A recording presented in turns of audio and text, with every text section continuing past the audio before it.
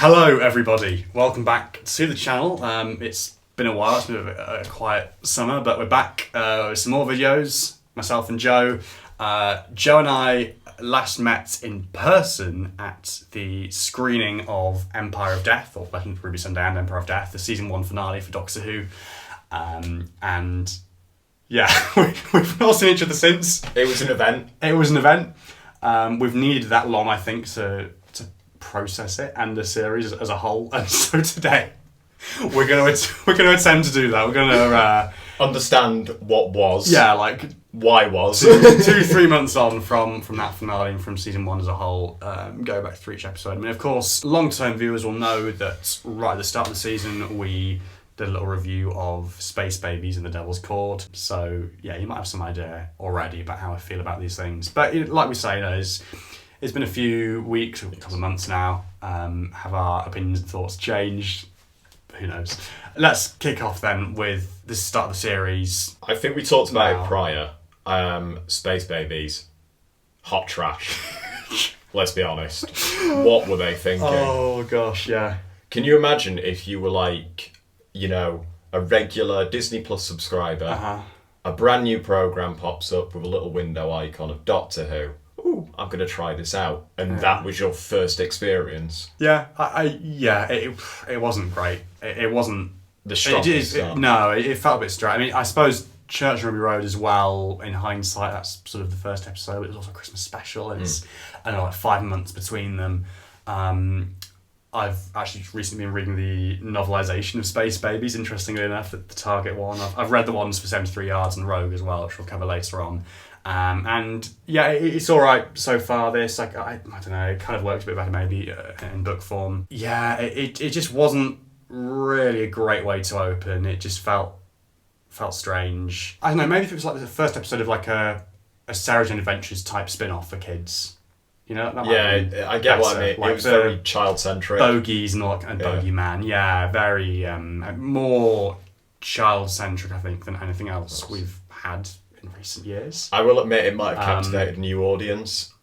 And like, we're maybe just the old guard now, and we maybe need to suck it up, but yeah, it was rough, man. It was trying to be End of the World like in Series 1, but the difference with End of the World is even though you've got Cassandra, who in herself is quite a camp villain, even though you've got like a ridiculous sort of aspect to it, you know what I mean? It takes itself seriously to some degree. You know what I mean? Like, you've actually got it where she has her motives, while in this story it's just a computer's made a mistake. You know what I mean? And created this creature that sort of doesn't really have a motivation or anything. It just does because it does. I like that as an idea, or I don't mind that as an idea. I think the way the story handles it, though, with things like the big twist, or one of the big twists being, the bogeyman is made of bogies. Well, like, go figure. Like, surely that's kind of obvious. And like, it was obvious the bogeyman was not actually gonna like be an evil monster, but someone who deserved to be saved, cared for, and looked after, and saved, and which is a nice message, nice sentiment, all that kind of stuff. Just felt a little bit kind of like surface level, or like we've seen this before. To launch the show on Disney, and yes, that was the Christmas special beforehand. But to launch a show on Disney, or just to even launch a series, it's like, is this really your strongest? And you want to go with it? Yeah, it's your strongest idea. Like, don't get me wrong, knock off Jurassic Park at the beginning. Fantastic idea. Like, show off that budget. But then you go to a space station, great. You see like what is an alien planet, and that's another bit in Boom where he's like, oh, you've never seen an alien sky before. Well, she sort of has, just from outer space. Oh, right, you know what I mean? Yes. Spotting continuity errors here. Yeah. Right. But it's just like, it's a very weird story to start with. I think at least if they want it to be big and bombastic, if you're going to do End of the World and you're going to go to outer space and you're going to be like, this is Doctor Who, just have a load of aliens and throw them around, like Rings of Akaten. Like, take Ruby to the maddest alien market going, and then something goes down with like a gang of thugs that's, like an alien group of gangsters. You know what I mean? Just something a bit more.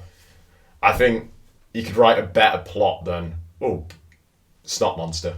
Yeah, and babies in space, and the kind of like janky CGI in the mouths and stuff. But yeah, it's like, I don't know. I mean, something else that I was talking to you about, that is included in the book but wasn't in the finished episode for some reason.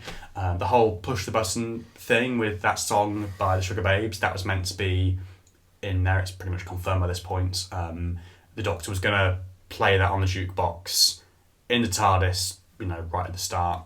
And it's going to play into the whole kind of recurring motif of pushing buttons throughout the story. Like, from memory, he pushed a button to like escape in the lift, to open the window out of that space vista. Then at the end, to save the monster. There might be another one as well, but that's a weird one, because in the finished episode, it kind of, like, the examples that we have, they all kind of tie together, but like the first one isn't there, so like you've got nothing to kind of tie it all together in that sense. And I don't know why they cut that. I'm assuming licensing reasons or something. Or maybe they didn't have enough money to cover the cost of it. Yeah, something like maybe having the dinosaurs in there meant losing that, or something like that. I don't know. Vice versa.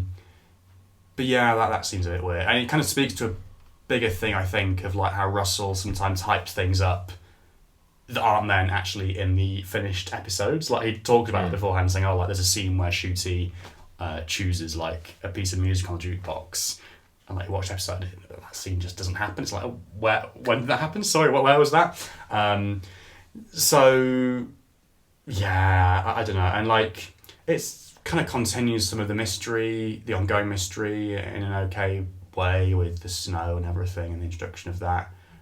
The snow in the towers at the end is like, it's a nice image.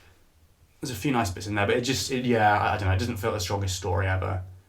I don't know what else to say about Space Babies, really. I haven't really watched it. It's got no redeeming qualities. So let's move on to The Devil's Chord. The Devil's Chord.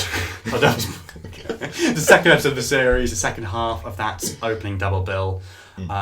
You mentioned to me at the time, and since, you got a soft spot for this one. I think for me, I do actually quite like the vibe of it. Like, there are certain clips, like even that preview clip that we had beforehand, where Maestro's introduced, and that whole kind of thing. Phenomenal. Yeah. Like, what a performance. Like, just so well constructed, that character. The thing with The Devil's Chord is you just want it to play into that musical aspect a bit more. Like, you do have little bits where there's the piano battle in the middle, and like she's messing around with the TARDIS. Then at the end, everything's going crazy. You know what I mean? But you just want Maestro to have something, a bit more, where like maybe she traps the Doctor in like a musical number, and then he needs to sing to escape or something. See, that would have been nice, having, I mean, obviously at the end, but aside from that, having where they're not actually singing as part of the plot, you know, and that would have been nice. I think the thing for me, I do that vibe, but I can't quite get away from the feeling that, like, from a structural point of view and a writing point of view, it is just like a load of like vibe, like a load of scenes. Like, here's a bit of this, here's a bit of this, here's a bit of that. It's kind of just like like not literal musical numbers or whatever, but like kind of metaphorical. Like, here's a bit of Maestro doing this, here's a bit of Maestro doing that. But there's no kind of real plot aside from that. It's just kind of like, which I suppose. But maybe that lends into the villain side. It allows Maestro to kind of. It's a god at the end of the day, so it's flexible, and it's like the laws of the universe, and as we're going into season 2, are becoming more unbound. Yes. In Russell's universe, give or take what your opinion is on that. Where these villains are being more flexible, maybe for lazy writing, but it's a fine line, isn't it, between lazy writing and like. But you can have a lot more giving spectacle. A performer space to just do like, their own and just like have it be a showcase for Jinx or whoever in the future. Yeah, so.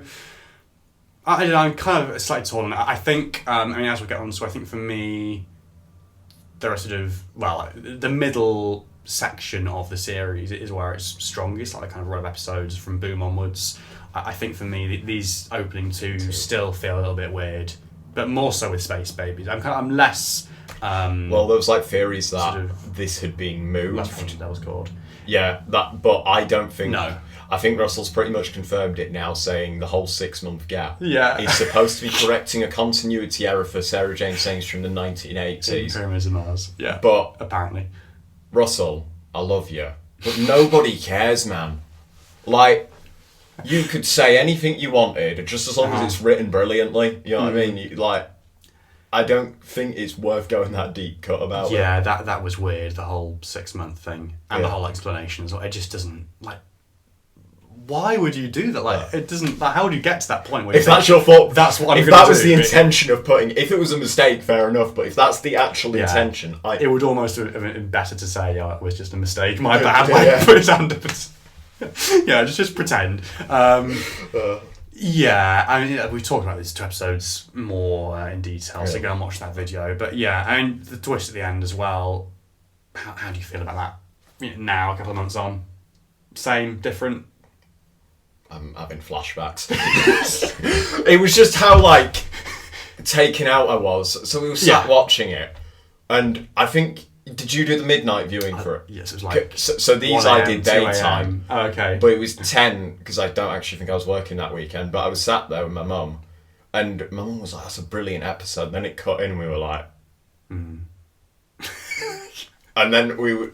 The thing is, if Millie and Ncuti was singing, then maybe it might be a bit more. Well, to be fair, I tell a lie when they say, "Is it the girls from the Northwest?" There's like a lyric in it. Bit. I think you can hear a bit of Millie. Oh yeah, but you can't hear Ncuti. He's like lost in the mix. I even think the initial voice is like pretending to be him, but I don't think it's actually him. Okay, you know, from the beginning track. Where it's literally there with the microphone. Yeah. I don't know. Again, I'm sort of, I suppose, having had time to like get used to the idea of it, like it bothers me less, but it's still like kind of baffling. And no, it wasn't part of the plot. Yeah, and like his argument was, it's just a burst of energy at the end. Which wasn't in this. Well, which was I think it was in the script. It wasn't in the episode. So like you don't really get that. And as well, I think just like the sheer amount of money and like with the choreography and stuff that must have gone into that. Like there have been articles in Doctor Who magazine and behind the scenes stuff in Unleash and whatever. Like on the one hand, that's an amazing feat. Like, you know, hats off to you guys and the choreographer and everyone for doing that. But like, I just wonder whether that was like the best use of the budget, the money. Yeah, really, because that must have been like quite a big percentage of the budget for the episode, like short in those final 2 minutes. One thing I'm gonna, because you are a musician, Murray being back, what's your opinion on his track for the series? Like score? I think it's terrible. There's nothing particularly memorable other than 15's theme, but at time of recording, the Doctor Who prom is 2 days away, which I will be attending. So I think my opinion on the music, obviously after that, is going to have sort of changed or evolved, or having heard it live and everything. I mean, I do agree that there aren't as many memorable pieces or tracks perhaps as you'd want. And what's that reused bit of the master? We'll get into Empire of Death. The reused music is Legend of Roots. There have been a few instances of reused stuff. So like at the end of Boom, the music, the TARDIS reveal music plays, and I'm just like, what? I guess it feels weird for the scene. It feels like temp music that's been left in, like by mistake or something. There's a bit in the Devil's Chord from the Giggle, which I don't mind so much because the Toymaker and Maestro are related, obviously. Obviously, the stuff in the finale just like baffling, which we'll get onto. Like, just make something new. If you're going to bring back like that villain, and there is a bit of new music for him, but like, you don't reuse stuff from like a previous. And there's I think it's from Last Christmas as well. There's a track called Ghosts that also plays at that point. It's like weird. I'm not going to try and sing it, but like, there's 2 pieces in that cliffhanger that obviously that and the Master stuff from Series 10. It's like, what is going on here? Anyway, we will get onto that. But yeah, no. In short, I mean, highlights, and like I say, this might change after the prom, but highlights. End of Dot and Bubble. That was a good bit of score, I thought. What, the is it like the dark version 15's theme? 15's theme. And there's been some nice stuff actually throughout with 15's theme. I would say, in that kind of chromatic slide, like da da da da, kind of that's seeded through the score in different places. There have been some weird moments, like in Devil's Chord, Ruby playing her theme on the piano, which just kind of goes on for a bit too long and feels a bit indulgent. Isn't it like nearly 4 to 5 minutes of the episode? It's a long sequence. Yeah. It's like, yeah, what am I watching here? yeah. I'm interested to see what viewer retention was like at that point. You know, to see if they just went, Yeah. I'm putting on Corrie. YouTube analytics and like find out when people dropped off. Yeah, no, I remember bits of score. I mean, Rogue. I love the score in that. Like Rogue's theme and all that stuff, like particularly the climax and that final scene. It's like a little variation of Ruby's theme in there. Oh, it is very nice. That there was some nice stuff in 73 Yards. There was some okay stuff in the finale, but particularly in that leaving scene where Ruby leaves. Bit torn, because on the one hand I like it, on the one hand it is very kind of like over the top and like stick your violin in, come on guys, literally kind of telling you how to feel and how to think. Yeah, so no, in short, I'll let you know after the prom whether my opinions have changed, but Sagan's stuff from Joe Zero I was a massive fan of, and I think I still prefer that. Yeah. Oh yeah. I love his 100%. Dalek theme. Yeah. Da, da, da. It's class, it's brilliant. Yeah. Anyway, musical tangent, which I suppose is appropriate for the Devil's Chord. Boom. Boom. Steven Moffat is back. With a boom. It's a bloody who. Yep. Of course, back again later in the year. That's the next thing I've got to look forward to. Oh, gosh. We'll see how it goes. The Silurian, the pumpkin latte. Now this is Doctor Who. Yeah. The volume screen, bin that. Go to an actual quarry next time. Just stand in a pit, an actual pit, you know. See, I get some dirt under you. I think it was still convincing. Not fake, I allowed them to kind of control the environment more. But it makes when it you're less in one believable, location, because it seems very calm. That's the problem with the pit, is that it doesn't seem like it's got any of the elements around it. I think it worked for me. I do see, like, with the volume thing, like, because it's only really in. Is it only in the first scenes, not the last scenes? I think in the pit isn't just like a kind of a painted backdrop or something. I think they've used like the top of the volume screen on like half of the top of the pit. Okay. I think at least. Yeah. But it just looks it looks a bit weird whenever they pan up to shoot his head and you can see a little bit, you know, out the pit. Yeah. And it's like cut around him. Now it could just be really bad CGI. I suppose that's the thing. It's like it's not really in the episode much. It kind of feels like slightly like one of those things of like, oh, we'll have it in there so we can make a thing of it, like in the behind the scenes and stuff, so we can look back and say we were using this technology and stuff, and the show should always be kind of doing that to an extent, but I suppose it wasn't really the main point of the episode. Was it? I think the only problem with the episode is it's a long watch. Like, you have to have quite a high retention for it. I think it's a good one, but the fact that the Doctor cannot do the one thing the Doctor does, which is move. The fact he's so stationary, because it all takes place within that pit. There's not much world building, which is a problem. No, I can see why people, certain viewers might get bored of that or whatever, or you not be able to concentrate so much. Because you get less, like the clerics are back. Yes. But you don't really find out more about it. See, with Planet of the Ood, when they brought the Ood back after them just being like a side thing, they actually went into, you know, what actually happens in it. Like, they could have done something maybe more interesting from a religious aspect, like if these are soldiers of God. Well, there was, of course, that slight bit of commentary in there, wasn't there? That people, I remember at the time, that there was some kind of controversy over the Doctor's attitude towards faith. Did you have any strong feelings either way to that? I think it ultimately depends on your view of religion in general. So, as someone who's a bit of an atheist, I'd align myself with that. And obviously Steven Moffat clearly would as well. You know what I mean? Like, I would never write it into an episode, because I think it's a very controversial view to have. If a little bit, because faith is incredibly important to some people. It's what helps them get through. And obviously there's a crossover there with some Doctor Who fans, and it feels like it kind of feels a little bit like goading those people, maybe like you could taking it a little step too far. Yeah, exactly. You're kind of giving them a reason. I think, especially when he says "faith gal" to her, and it's like a kick in the teeth. You know, when he's taking the mick out of her, like.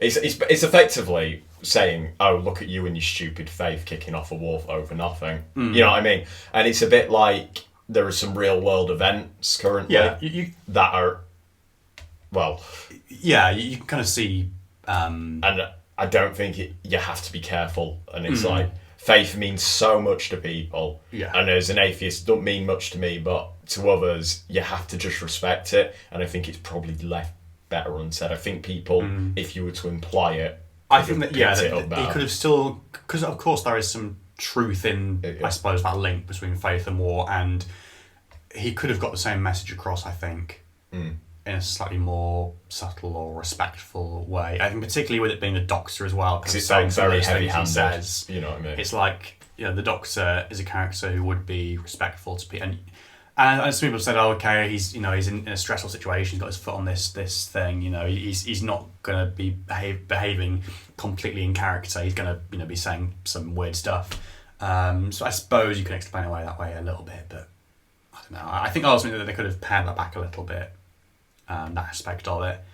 I think the episode as a whole, I really enjoyed it. I particularly after those first two, it felt like the Doctor Who we know and love again, and I loved the theatrical kind of sensibilities of it as well. It literally felt like a piece of theatre or something. I think it would actually be a really good piece to turn into a stage play or something. A bit like Midnight, that can be adapted to theatre really well. Yeah.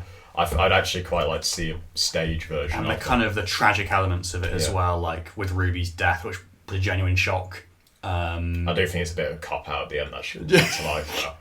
I was like, yes, she's dead. Finally.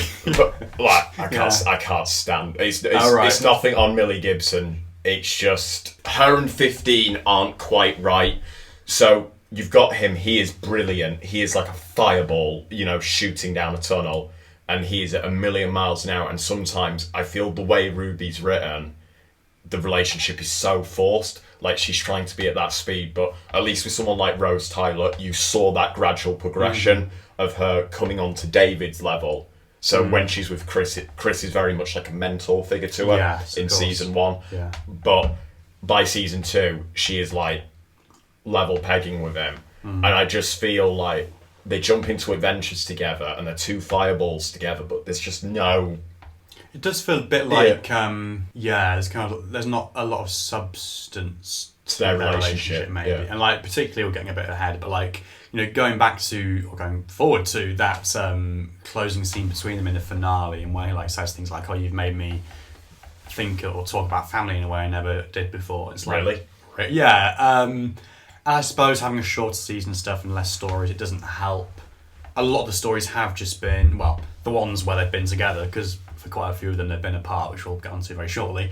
But yeah, the ones where they have been together, it's like they're going head first in situations and vibing and having fun, which is fine. It's a vibe, but it would have been nice maybe to see the relationship tested a bit more. And this episode should have really been like, maybe...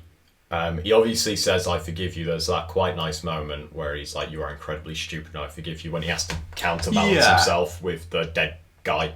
You know what I mean? Yeah. The scroll thing. I suppose actually this episode is probably the closest we get to that. But it should be a breaking point at the end where maybe after Boom, because she has come to death, maybe a better way of setting up 73 Yards would have been the Doctor just not being in it. Maybe Ruby is just on her own throughout the entirety of it, because she's having that break. Like a cliffhanger or something. Where she's like, I can't go through that again. You know what I mean? Yes. It's a bit like, in Planet of the Ood, where Donna has the culture shock of the universe. Yeah, can I go home now or whatever? Yeah. Yeah.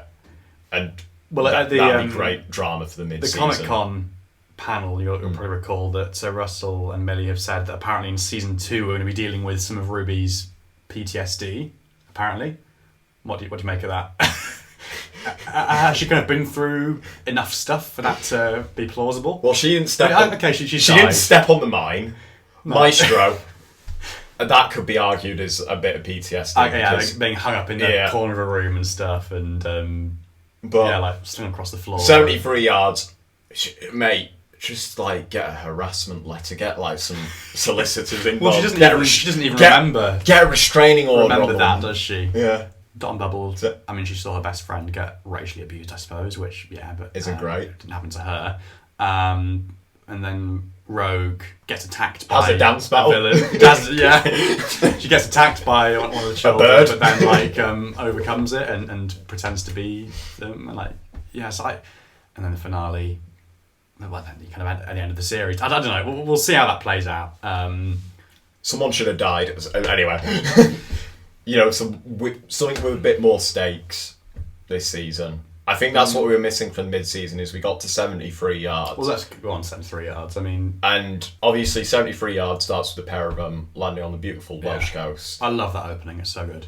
I think the whole thing regarding breaking a fairy circle, I quite like the idea of that.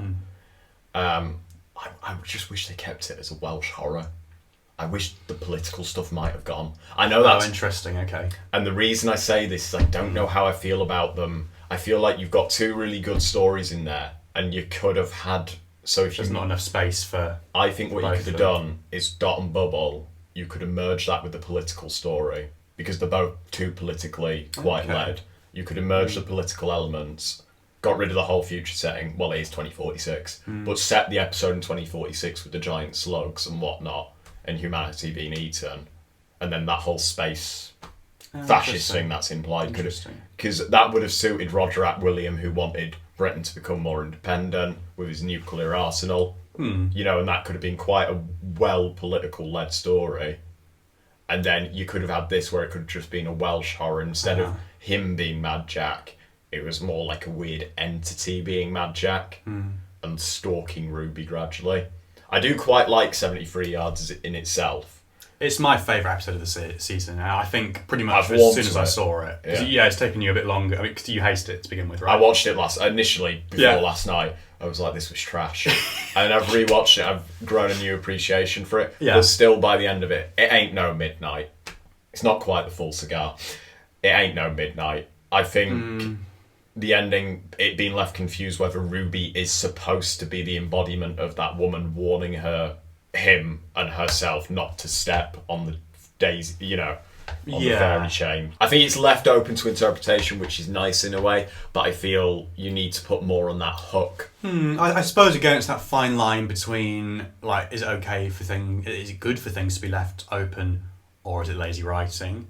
I think that part of it bothers me less personally, but the political stuff, which I like in principle, it just it depends on the day of the week. I was reading the Target novelisation the other week, and reading that, it particularly kind of struck me that the stuff with Roger is just kind of so rushed and underdeveloped. With him, I mean, again, it's open, isn't it, to interpretation. I suppose you could explain it as maybe it's just like a coincidence, the Mad Jack thing.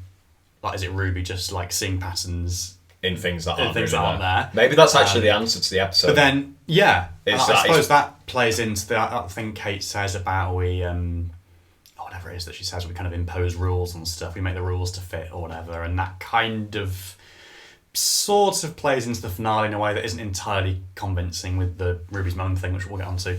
But I think that because for me, it speaks to a sort of it's kind of metaphor for Doctor Who fans and fandom and stuff, and so with her there, with the Doctor gone and the TARDIS on the cliff top, it's and her having to kind of adjust to life without the Doctor. It's beautiful scenery, don't get me wrong. Yeah, and it's kind of about the kind of influence the Doctor has had on her and the way he's made her a better person, and the kind of the mission of her life she feels is to defeat this bad guy, whether it's a coincidence or not. No. And it's kind of it all kind of plays in, and so I think that's kind of what it is to me and why it's quite compelling to me.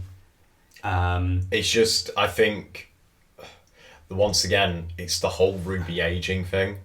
Ruby, is she supposed to be 17 or 18 in canon? I think 19, mate. I want to say 19. Because there's a brief mention about her A-levels, so she must have done them. I don't know. Yeah, but I think she's left school. Ruby at 19 or whatever feels exactly the same as Ruby at 40. When... is she 40 around Roger Williams? Yeah. That's one of the things. So from the Target novel, there were some things like that kind of...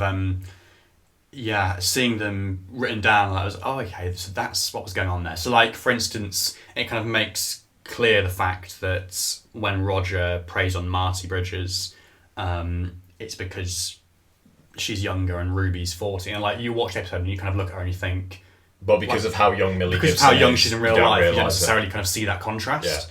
There's a few things like that, which maybe... I mean, I suppose what can you do? Because in the episode, it just comes across that Marty's a bit vulnerable. Yeah. And is being taken advantage of by just... And there are a few details as well about Roger, and, like I say, reading the Target book version, like... the guy, the sort of manager of that little press team for Roger, there's like, I think Craig or something. There's a bit where like he's saying to Ruby, like it's very good of you to be working for Roger and stuff, but like you do realise he doesn't like have great like views on women and stuff, or like doesn't treat women very well. But then, there's stuff like that kind of feels a bit inconsistent to me. Like, why would Ruby go and work for them anyway, or continue to work for them? Why do all those people in the press team like continue to work for him if they know he's such a bad guy, and like what this party represents is so evil?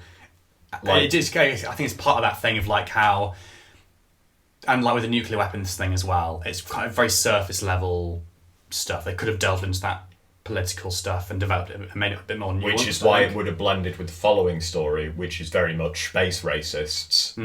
That maybe it's an interesting idea. You could have got to a level of society where, led by Roger Ap William, it's got that horrible. It's like this elitist society that is everything is going basically, and then Ruby and the Doctor have to stop it because it's sending humanity on an absolute destination. Do you think we'll see him again, Roger? Because obviously he kind of comes back in a manner of speaking in the finale. I think, considering current political issues in the UK, if we bring the riots into it, I wouldn't be surprised, because it'd be very good social commentary.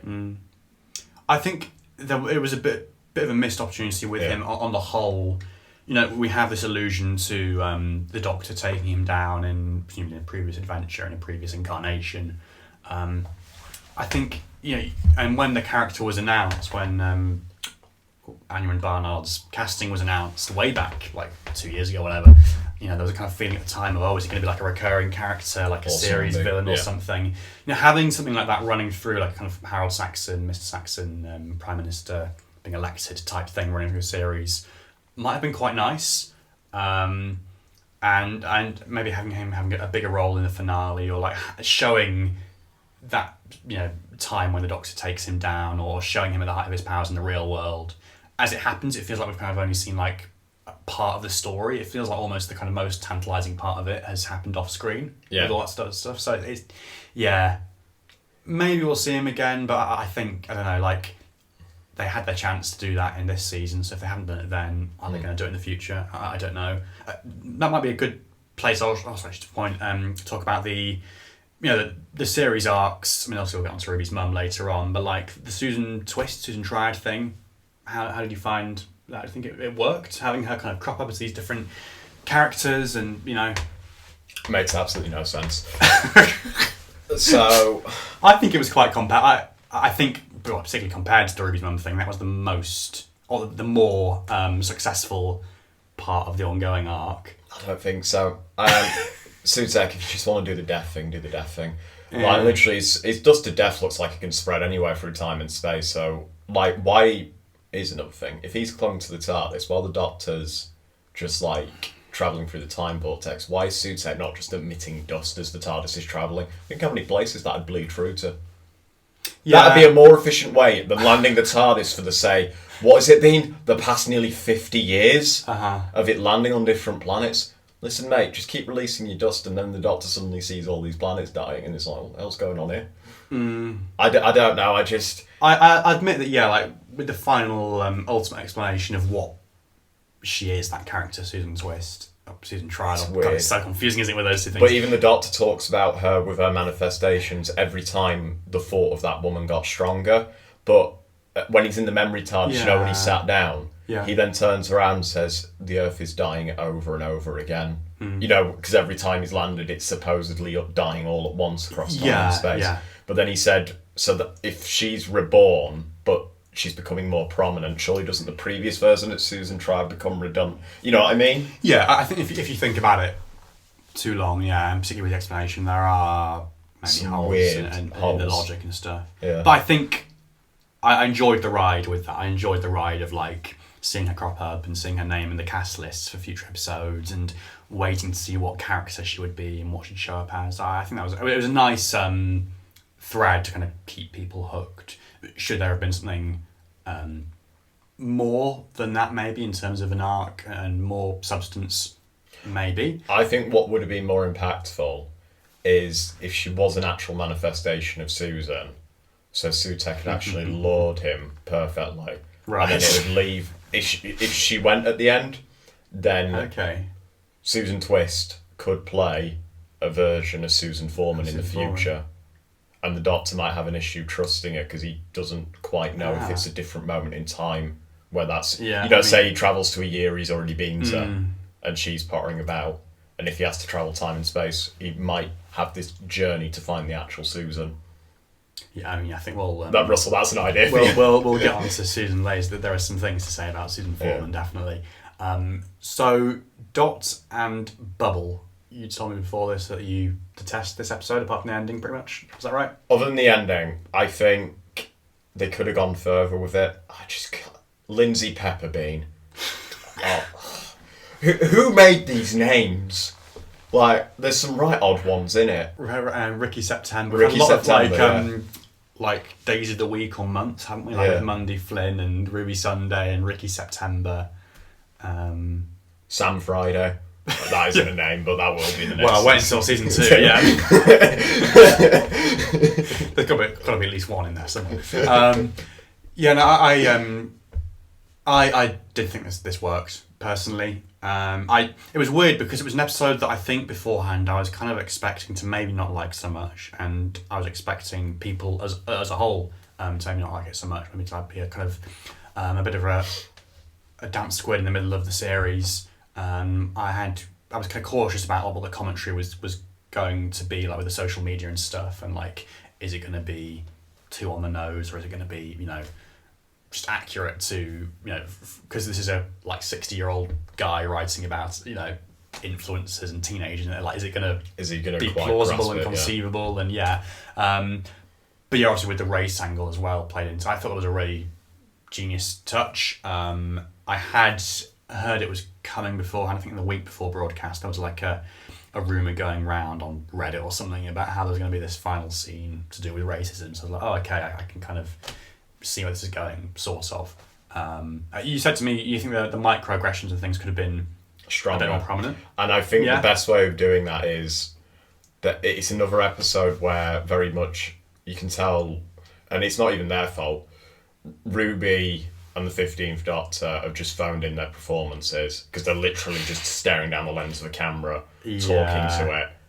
And I think I literally read somewhere it was like a day's filming for him to get all I'd have loved it if Ncuti was in the episode himself and they delved more into that, so you got more inkling. And then the build up to the final scene was like him just losing his shit because obviously he can't save these people, but he really wants to, even though they've been so horrible to him. I think there could have been more with it if he had a physical presence. With a story like this, it's a bit of a double-edged sword because it's a tricky one. In order for it to work, you don't want the twist to be too obvious.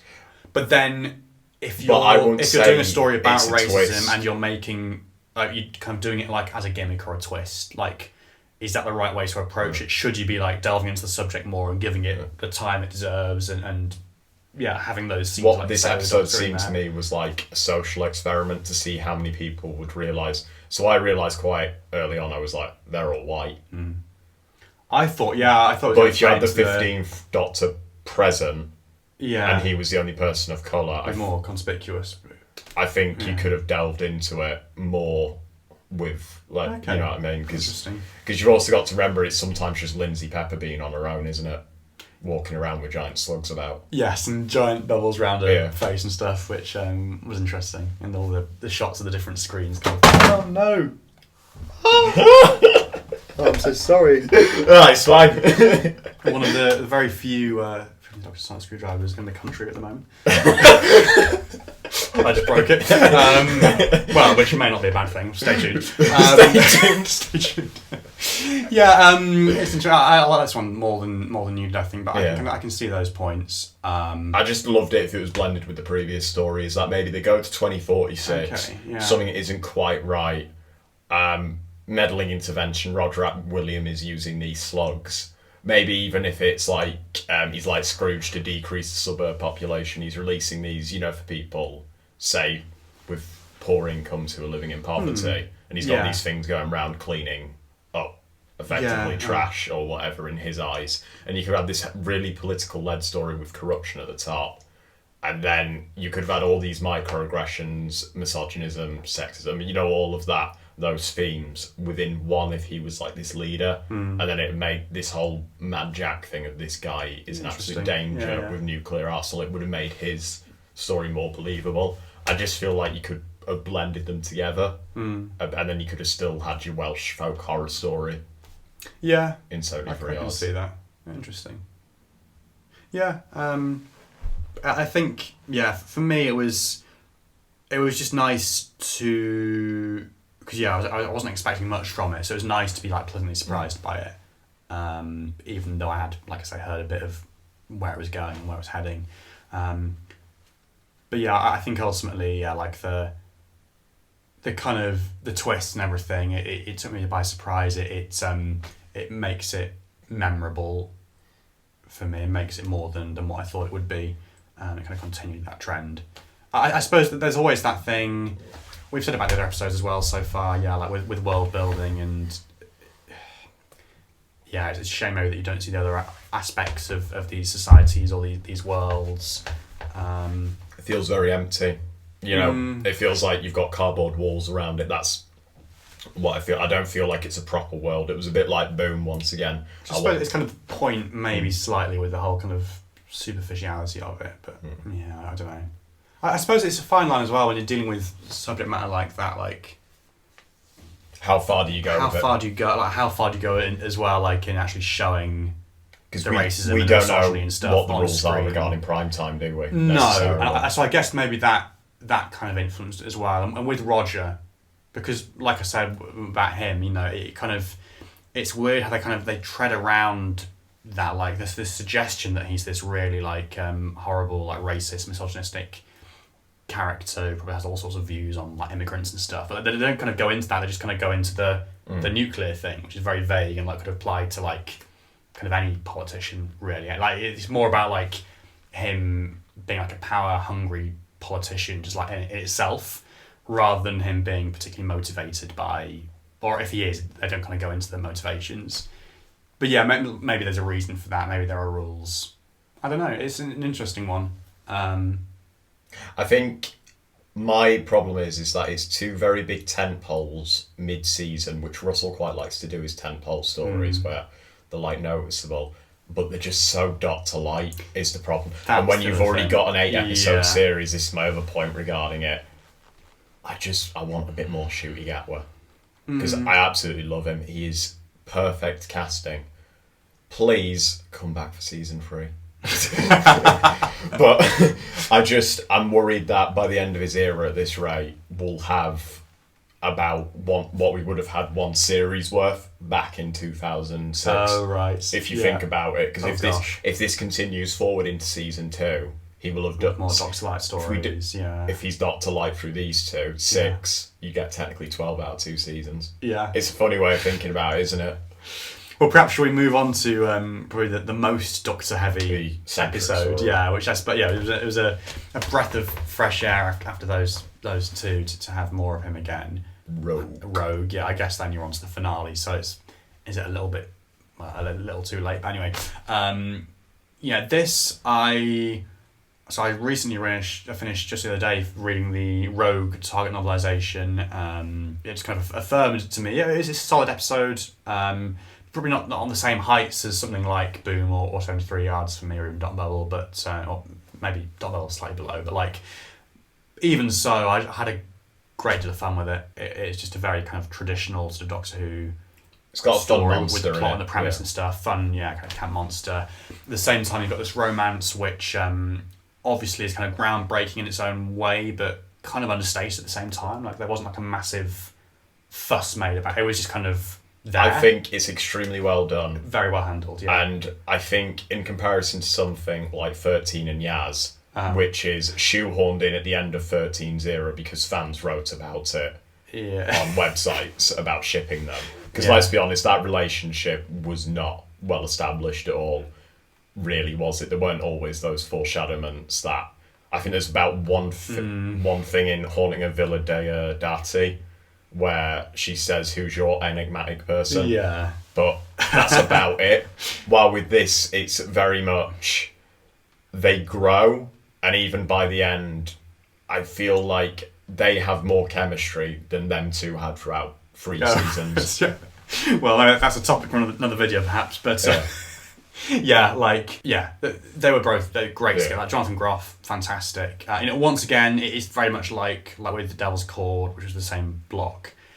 It's like getting a guest star in and just giving them room to just like do their thing, and like room for the Doctor as well. It's another story which doesn't have loads of plot to it, but I think there's enough there. There's more than there was in The Devil's Chord with the shoulder thing. Sometimes you don't need a plot. Sometimes it's just good drama. I think with this, just having the space and the room to watch those characters get to know each other, and it works in that regard because it's a romance.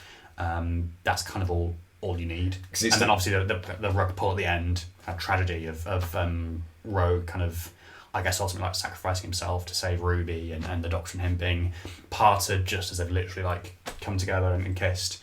I thought that was really impactful. The music, like I say, as well. Love it. Will he find him though? That's the question. Would you like to see a part 2 to this? Oh gosh, because the ring is clearly a promise. That's a question, and he's still wearing it in season 2. Do we know? Is he wearing it in the finale? Yeah, he is. Yeah. So, okay, I think against a bit of a double-edged sword, because instinctively I want to see Jonathan Groff again. I want to see Rogue again, and I can see him like cropping up. Sort of like Vinder in Power of the Doctor, like for his final story or something, or like later on his run, as a kind of like Captain Jack figure, like returning for a finale or something. But then would that take away from like the beauty of this and like the kind of the way it was left? Would it work best? Like it's kind of the equivalent, I suppose, of if like Madame de Pompadour came back or something like that. And I suppose they did it with River Song, but there was more story there anyway to be told. That had already taken place from her point of view. I've seen both those points of view put across. I think ultimately I would say yes to seeing him again. I've seen people say as well, would they be able to get him again? Because obviously he's quite in demand, Jonathan Groff. We'll see. You never know, he might pop back for an episode. Yeah, I think it's as I'd like it. I think it's as beautifully written. Must stress, what John Barrowman did was horrific, but the tortured story Captain Jack Harkness, the way that is written, as in the love story, effectively, you know how Jack falls in love with in that story, yes, the person who he took the alias of. Yes, of course, yeah. It's as well written as that, to a degree. Yeah. There's definitely a through line between them, I think, isn't there?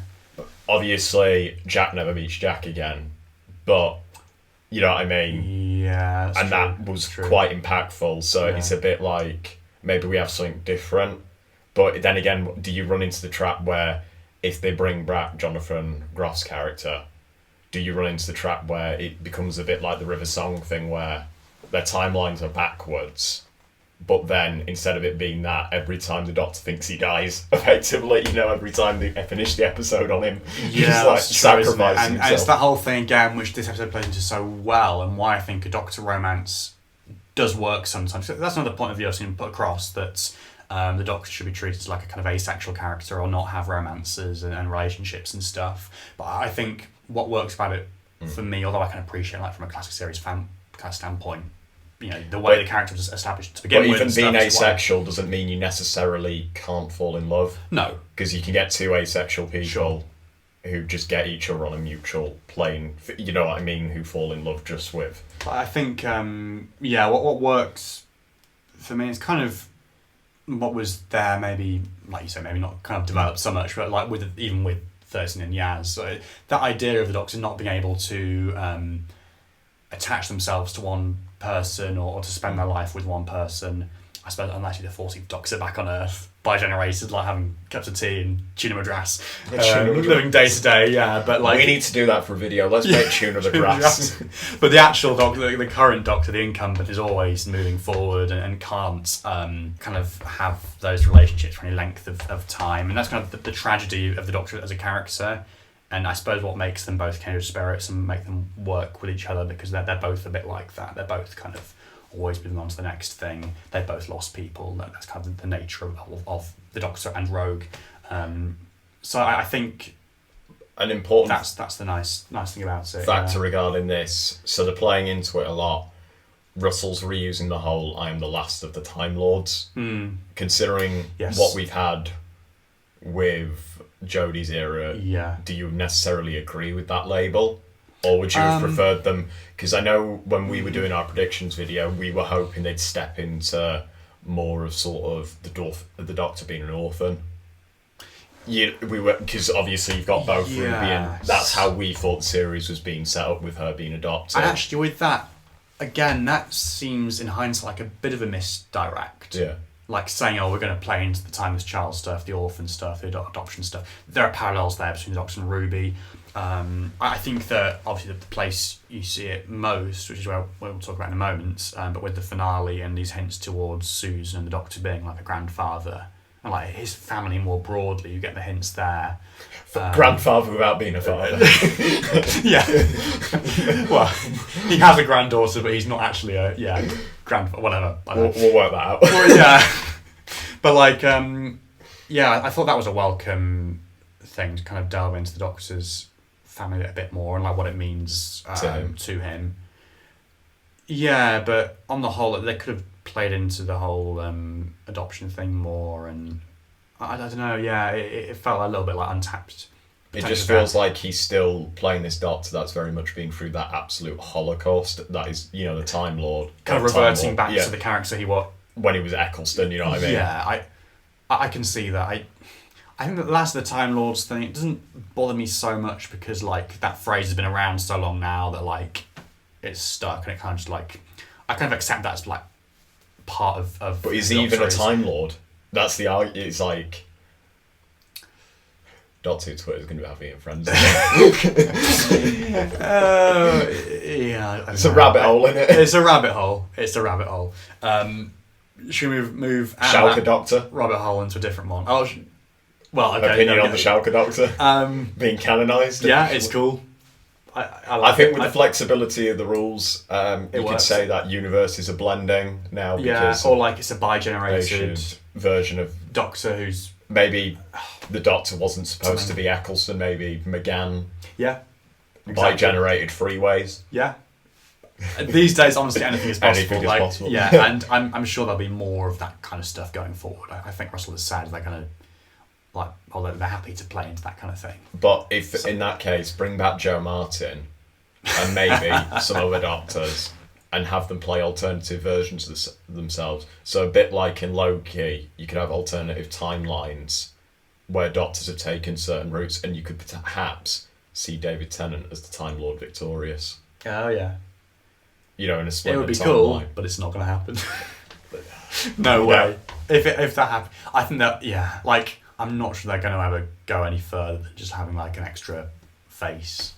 Really, I can't see it happen. Well, I don't know. Maybe. I think it'd be interesting if you got alternative versions of the characters. It would be interesting, but as villains. Yeah, it would be interesting in fractured timelines. So, for example, maybe the 11th Doctor that didn't want to go to Trenzalore. Didn't die at Trenzalore, so he changed his morals because he didn't want to die because he thought he was going to be the last of his regenerations. Yeah, it would be nice, but on to finale. I can't see it happening. The finale, yeah. So now with this, what was the anecdote from the cinema where we watched this? Obviously with our friends Pete and Dave as well. Pete, thank you. You're a ledge. Yeah. And like I say, we parted ways that night, like the Doctor and Ruby Sunday at the end of the story. And yeah, but before that, we exited the cinema, it had finished, and we were walking down the aisle, and no, what was the exact quote? I've forgotten. I've already mentioned it in a video, but it was what past someone who said, "I'm so disappointed." And it was so funny in the moment. We both looked at each other like that is like our thought summed up. Well, I think for me, I wasn't necessarily right down that particular rabbit hole, but like just I didn't know what to think after seeing Empire of Death, and we joked about it at the start, but I think genuinely like it's taken a while to like process. I still don't think I'm over it quite. No. There's not even... So, there's a lot of adventures that we don't see that he plays on the TV. Then the TARDIS obviously crash lands into unit. And it's getting more volatile with its landings and so it ain't quite right. Then Susan gets revealed. And genuinely, when I watched it on transmission with my mum, I nearly burst out laughing. Oh, really? When he turns around.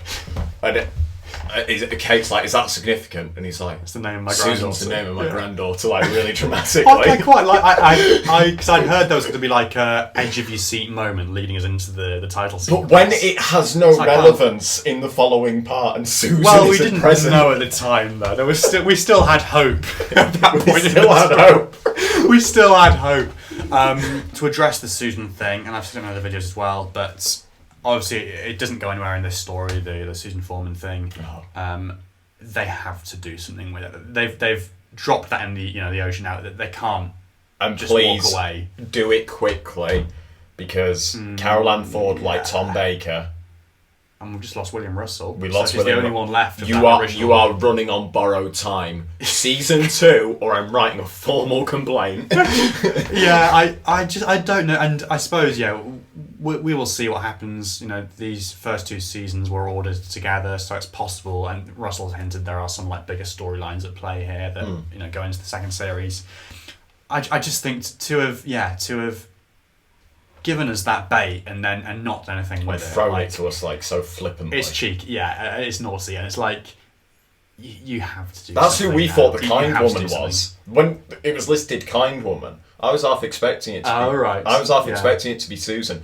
Susan with a spoon. Because if everyone in time and space has been wiped out, and they go on about the death wave as effectively going back through family. So, for example, if it finds your mother, it can find you if you're the child. You know what I mean? Okay. Yeah. So, if that last person alive who was the kind woman, it would have made sense for it to be Susan. Because the Doctor is so untraceable because he's supposedly come from a separate universe as an orphan. If that is his offspring, if they can't find the Doctor to kill, they won't be able to kill Susan. Potentially. Yeah, maybe. And because she's his granddaughter, but he's not a granddad, and it's all then like you could have had a scene it's like, where maybe have I had children yet? Maybe I have, maybe I haven't. Maybe they both meet each other and they don't realise that they are one another. That'd be quite nice. And there would have been a twist. subtle nod. Yeah. And then at the end when he says, maybe I'll find her one day again, it could have been a kick in the teeth to the audience.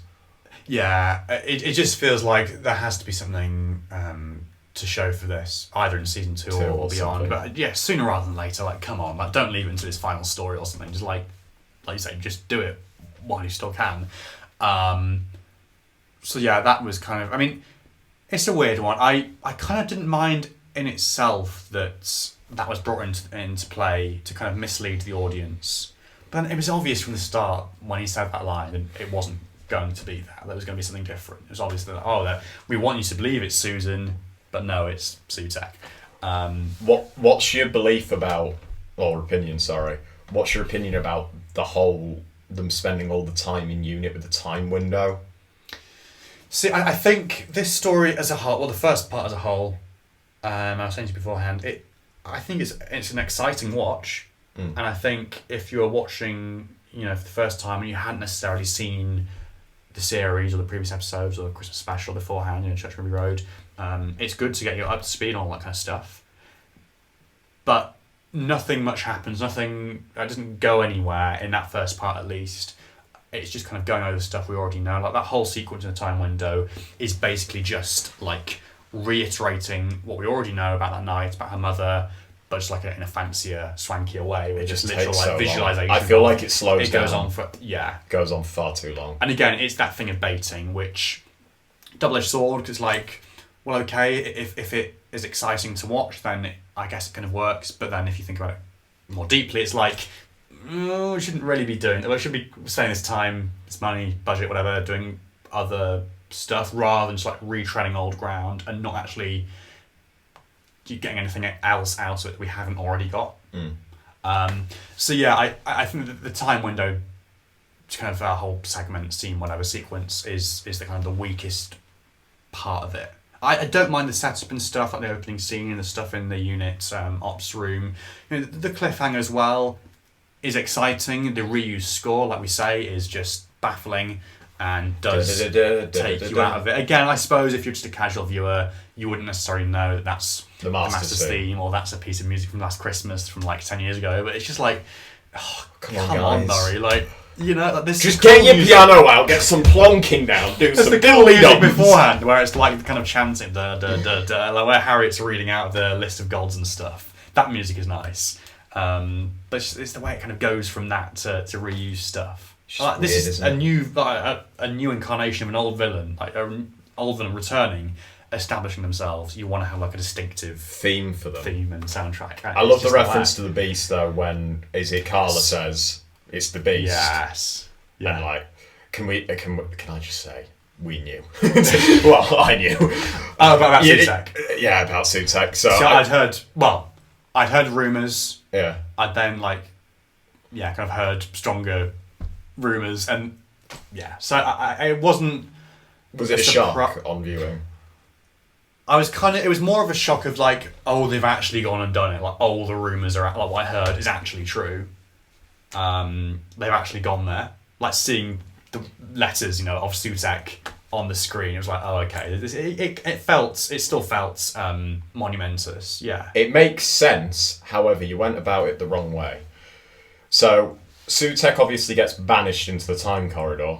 How does he go from the time corridor to suddenly jumping on Tom Baker's TARDIS when it dematerialises? How did he know exactly where it dematerialised to in the time vortex? Vortex? When the simple setup would have been Tom Baker is sat there with the master materialisation circuit for the TARDIS, in front. That's very true. Why doesn't Sutek just latch onto that? So when Tom puts it back in the TARDIS, if that's the master materialisation circuit, then it's in the heart of the TARDIS connected and it weaves its way through as an entity. Okay. And then you could have had like a cool shot where like the TARDIS lamp all fizzles out and you get the embodiment of him. Rather than that stupid dog, do away with that. Get the mask back properly and have like this... What is this? On the redesign. See, I'll say it. I like the visual, the image of him wrapped around the TARDIS like that, but when I saw the big CGI dog model thing in the cliffhanger and it looking a bit janky and like the head kind of being all like, oh my God. I just thought like, ooh, and I was thinking like in my head, oh God, I really hope this is just like one of Sutek's forms and we get to see him with the proper mask and everything next week. But in the back of my head, like I just knew that wasn't gonna happen. But it lends itself to such a cool redesign. If you had got rid of the softer edges around the mask, made it really sharp, you know what I mean? Yeah. You could have made something really intimidating. Yeah. Rather than just that godhood of a dog that then gets leashed. Yeah. So on to part 2 after the reveal. I quite like the fact that 15 is completely perplexed by it because he should be shit scared. Like people arguing, oh, I've never seen the Doctor be such a pussy. I'm sorry. He should be absolutely. Oh dear. He should be absolutely quaking in his. Like he sits there. I believe he is terrified. Then when Mel says, "Jump on, cowboy," and then they're into it. That sequence is really great with all that. And I even think actually myself, like up until the sort of fade to black right before the whole spoon scene, even the stuff where in the memory TARDIS where he's like sitting on the edge of the TARDIS looking out into space and the destruction, saying like, oh, I caused this. Like the whole idea of we've pointed out some logic and plot holes and stuff, but like the whole idea of Sutek having kind of been tagging along all these years and using the Doctor and the Doctor's TARDIS, the Doctor's ship, like against him to cause destruction. I thought that was a neat idea, and kind of gives us some nice scenes. I think kind of after that point is where it starts to fall apart, if not before. I think with the memory TARDIS, that's such a weird one as well, because we knew from that Disney trailer shot that it was going to crop up in the finale. And of course, we now know it was originally designed for this story and then used afterwards for Tales of the TARDIS. But seeing it first in Tales of the TARDIS, I can't quite get out of my head the idea that that was first and then this was after. And so it kind of feels like there's a bit of an error before. in Tales of the TARDIS. So Ruby has clearly got something to her. Russell, I don't believe that you're pretending she's normal. There is something to her. So the reason the TARDIS gets put into existence... I'll eat my hat if that happens. But okay. We'll film that. Okay, yeah. But the reason I say that there's got to be something more to it, the Doctor sends her to the time window for some reason, and she says, "What did he want me to do?" And it's obviously to remember the TARDIS. Oh, yeah. Why can she remember it so strongly, but no one else? Like, there's something in that to do with memory and stories that she has got some... Because surely if Ruby, leaves... So the remembered TARDIS, originally the plan was, once they had left it, it was going to fade away, because obviously Ruby's not there to manifest it correctly, because it's feeding. It was going to fade away when they go to the Parliament building, wasn't it? Yeah, with... The Doctor's not going to kiss it goodbye and say, oh... But they cut that because they were going to reuse it. If Ruby isn't present in the remembered TARDIS, how for Tales of the TARDIS does it still exist? A memory TARDIS is a memory that needs to be fed. Yeah, I don't think about it too hard. It's just... they don't want you to. Just a Ruby wired up in the corner to it, the controller. The battery. Oh my god. Yeah, but I just brought a point sort of about the episode kind of from that point onwards then. I mean, it just feels like he's making it up as he goes along, like with the, let's get some stuff out of the stock cupboard and make up a whole other TARDIS. Like, the idea of memory TARDIS, nice in principle, the set's alright but quite cramped, and just you can't get away from the feeling that it is just the stock cupboard made into a set. What's that broken bit of Cyberman? We'll chuck in there. Yeah. That 1960s TV. A bit much, a bit sickly. Okay. It worked for Tales. Not so sure it worked for this. Do you remember this? I mean, all this stuff, the woman with the spoon, what was that about? Honestly. The whistle, the dog leash, all these random things. I get in the middle of a chase. Even the Roger thing and the Parliament thing, it just comes out of nowhere. In the middle of a chase, I get cut the scene if it takes up time him dropping the whistle down to himself. Yeah. But it's a really important point of how they resolve the plot to get the TARDIS back. It is, but then even I would go further back and say even that as an idea in itself just doesn't make sense. A whistle dropping out, this loop where he drops himself a whistle back in time. But at least the TARDIS would remember the sound of the whistle and what to do. So you could argue that it's a bootstrap paradox. Remembering and memory. Yeah, okay. I guess. But it's still random. It was absolutely off his trolley when he wrote it, but that's so for it. I'm just absolutely confused where this episode went. We had the God... You know what? I think he thought ahead and went, right, the God of Death has kind of done his thing within the first 5 minutes. Yes. What do we do for the rest of the 40? This is a recurring thing with these stories, though, about gods, isn't it? Like with the Toymaker, in the Giggle. We start the story with the Toymaker having one. We start Devil's Core with Maestro basically having one. We start Emperor of Death with Sutek having one. It's kind of the format of these stories. And again, like we said earlier, is it lazy writing or I don't know. It's 100% lazy. So I think he even admitted that the walls of his universe collapsed in on themselves when the TARDIS does that teleporting thing at the end of the story. Yeah. And he said, we've used that once, it's never been used before and it'll never get used again. I think that the Giggle is still the best way of example of doing one of those God stories. I think they went too big too quick. I think with Sutek, it should have been someone else. Because where do you go from here? This is what I'm wondering. The only one I can think is if you do the Toymaker. This is getting really nerdy. Getting into expanded media. The Toymaker's sister or something. Something to do with time. Is it the mother of time or something? It's something weird, isn't it? It's like a time entity. Right. I don't know. Maybe. Something to do. I do wonder, and having had all those the gods read out by Harriet, like we were saying in the cliffhanger. It's like we're going to see some of them crop up, what can you do to match this? What's the season 2 one going to be? That presumably is going to be like a God in the finale, and another one like in the episode 2 slot maybe. With It's the trickster. It would be nice, but I can't see it. No, I think the trickster should have been this finale. That's how it should have been. Is that Sutekh should have been a 3-series arc building up to him, and it should have been implied you had. So even if you had the Mara for like the God of Beasts, and that could have lended into Sutekh's beast form gradually. Yeah. You know, so you have Trickster season 1, Mara season 2, season 3 you eventually get Sutekh, and you're building up, and then this whole implication of the one who waits isn't just one of them. It's like they've played the trump card too soon. Like they've gone to the big, the one who causes death. The actual boss is still left hanging, but so Rogue references the boss. Rogue references the boss, and in the novelisation, it's capitalised. So like, it would suggest it's not just like a noun like the boss. It's like, but it's someone's name, the boss. But isn't boss from John Pertwee era that we keep going back to where? Yes, but I don't think it's going to be that. I don't know. I mean, you never know. You never know. With lists like you never know anything. Something else. I mean, a similar sort of thing occurred to me. I'm reading this morning as well.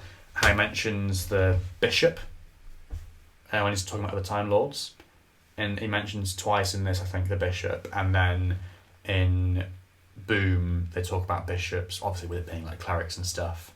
I remember at the time wondering whether that is going to turn into anything bigger. I'm not getting hopes up, but just it's one of those things that could potentially. All I can promise you is Mrs. Flood ain't the Rani. No, absolutely not. No. That's being put in that first episode, Space Babies, when he goes the Rani. Yeah, you know, like that. Just misdirect to misdirect people. Should we talk about Mrs. Flood, maybe? I mean, because I was saying to you beforehand, so I think with her, my interpretation of that final scene is that she kind of upsticks, literally. She's leaving, she's packed her bags, leaving behind her house, and she's literally like... She's off timing and spacing. She's off into the air, like off into space, flying off away. Maybe she's Mary Poppins. Yeah. At this point, to be honest. I think she's going to set up shop somewhere else. Like maybe she's going to like become the next door neighbour of Belinda, our next companion, whose name has now been confirmed. Or maybe she's literally going to like crop up across space and time. Like we've seen her in the 50s already. I do think with her, so there have been interviews and things in Doctor Who magazine recently, and like interviews with Russell, where like he's been teasing the revelations to come about Mrs. Flood, and I've kind of seen these articles crop up on like online and stuff on social media, and thought to myself, do I really still care? Like, you know what I mean? I think it's such a weird one. Because they put like a post up the other day, didn't they, regarding her? Wasn't there going to be some news on her eventually? Was it in Doctor Who magazine? That might be what I'm... there's kind of a bit in here about... I think it's probably that they're reporting on that same bit where... Yeah, it's like a little section about her. And there's like a bit more about her revealed in episode 7, season 2, from what I've been told next year. Yeah, that would make sense. But it's not like a huge amount. It's just you start to realise what she potentially is. Yeah, there was a meeting between Anise Dobson and Russell where he basically told her what Mrs. Flood gets up to in season 2, and there are lines in here about her like having nice stuff to do and exciting stuff to do, and I don't know with that. I think it's just filler words. I want to know stuff. Is she going to kill him? Is she going to kiss him? I don't know. I think because we've not even talked about the Ruby's mum thing yet, and we're running out of time on this camera. But I think in light of stuff like that, I don't really trust all that hype anymore. Like going into season 2, because how let down we've been. I'm quite wary about Russell hyping things up. Like I was saying about the Sugar Babes thing, where he even hypes up stuff that is then cut from the finished episodes, and there are other examples. Which is the issue with producing this stuff so far in advance. Yeah. I know you have to do it for CGI budgets, but sometimes CGI ain't everything. It's a weird one, because I don't know, season 2 is going to be like next year sometime. I'm sure when we actually get to it, I'll be excited for it, and like I'll get back into like all the Mrs. Flood speculation and stuff. But just right now at this point in time, in this lull between seasons, I couldn't really care less at the moment. She is really like creepy and malevolent though. Yeah, she's great. She's great. she can turn it on to like a weird degree. So little of her. Where she just looks in the camera and yeah. she says, "Oh, the story for the Doctor. I'm sorry that ends in nothing but disaster." Yes. And it's like, it's so eloquently put. Oh, yeah. And it's just like, that kind of gives you shivers. It's a great little final scene. Yeah. It's great. But I think this should have been it for Ruby Sunday. I don't think she should be back for season 2. I think they've bookended it quite nicely. And unless if she's got some god powers that she's going to randomly... And maybe the snow's nothing to do with Ruby. Because people have said, like, oh, is her father going to be important, or like an alien or a god or something? I don't see it happening. He said, like, oh, there are going to be further twists and turns in Ruby's story. I can only kind of see it being like domestic family drama. I can't see it being anything else. Because he wants her to remain regular. Remain ordinary. Which, yeah. Where does the snow come from? Is Mrs. Flood going to break into song singing Let It Go? Now you say it, that'll be great. They've got Disney now. Oh gosh. The crossover you're waiting for. The whole twist through Ruby's mum, you know, in itself, I respect what they're going for, and I don't mind it. I just think to have hyped that up across the whole series, and again, to have had inconsistencies in there, like the whole thing with the signpost that wasn't there in Church and Ruby Road. It's like, come on, like, you're deliberately misleading the audience. You know, with the whole fairy tale, like Christmas card setting and the church and the snow and the hooded woman. It's like you're deliberately playing into all that kind of stuff. And what teenager is walking around with like some Darth Vader cloak going? And again, that comes up in the commentary, doesn't it? And Russell's like, oh, I think that was just like time, like shielding her or something. No, she'd be in a hoodie and probably some jeans, you know what I mean? Yeah. At least if you're going to tell that story, make it somewhat realistic rather than... I don't like to say it, but it is disingenuous, all that kind of stuff. You know, misleading and hyping and it's kind of empty work, and that's what makes me wary kind of going forwards a little bit about... But you said this season was for content creation, but... I don't think on like your TikTok and your YouTubey Wooby, I ain't really seen people making too much other than yourself, but that much buzz about it. You know what I mean? It's not like I have seen stuff on. It's not hit TikTok. Mainstream. Well, has it? I think that the Susan Tried stuff was good for that. I think because there's like a visual element to it and the mystery and all that kind of stuff, but not so much with mystery about Ruby's mum and her origins. No. Yeah, I just don't really... Just feel a bit deflated by the whole thing. Yeah. And like, I suppose as time passes, like, sure, I don't mind the resolution to it. It's just like the way it was built up. Just... Can you imagine if she was sat there with that TV screen and it just went, "You're my dad." Sussex just like... Bum, bum, bum. Yeah. Yeah. We need to get the right. We've got literal minutes left on this.